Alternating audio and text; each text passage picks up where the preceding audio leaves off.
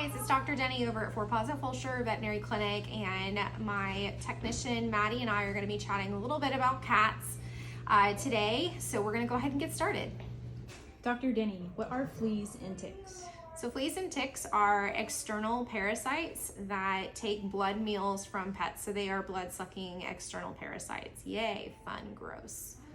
How do fleas and ticks impact the health and well-being of my cat? So we all need red blood cells, so it's important to not be losing our red blood cells. So we've actually seen patients come in that are so infested with fleas and or ticks where they're actually anemic, and in really severe cases they can need blood transfusions. Fleas and ticks can also transmit diseases. So eating a live flea, you can get tapeworms. Ticks can spread tick-borne diseases that can cause really bad immune problems and can be fatal to the pets. How do cats get fleas and ticks? By going outside. So there are fleas and ticks in our environment. Here in Fulshear, we definitely live in a rural area. There's a lot of development going on, but we still have quite a bit of rural area, like trees, and we have wildlife. So anytime an animal steps outside, they are, exposed to these two different external parasites. What do fleas and ticks look like? So fleas are super tiny little black bugs, and they are strong jumpers. They are strong jumpers. So they can be hard to find sometimes. I know there's clients that come in and say their dogs or cats are itching and they can't see any fleas, and then we'll find one, but they're teeny, teeny, teeny, tiny. Like we're talking maybe 2-3 millimeters at the max. Ticks are going to be a little bit bigger, coming in at maybe anywhere from 6 to 8 millimeters. If they are engorged just after a full blood meal, they can even be up to 12 millimeters. So they are relatively small. What are some signs and symptoms of a flea and tick infestation in your cat?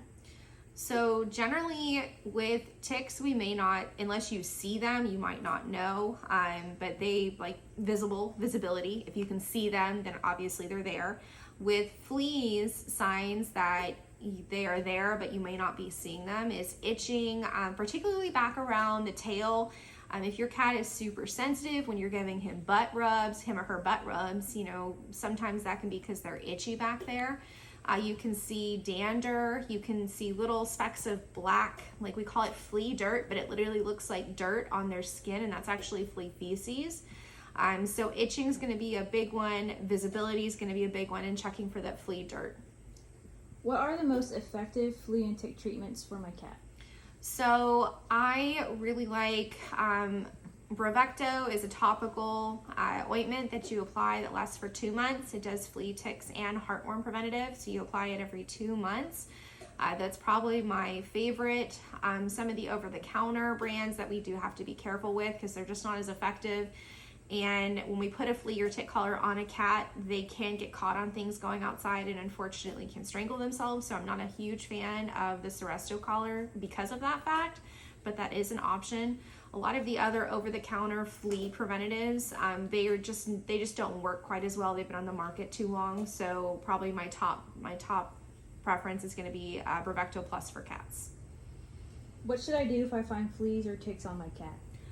So definitely give us a call. If you are a current client and have been seen within the past year, we can send home flea and tick prevention just with a simple phone call. You can come pick it up or hop on our online store and order it. If you are not a current client, you can give us a shout and we can get you in and go ahead and get those problems taken care of.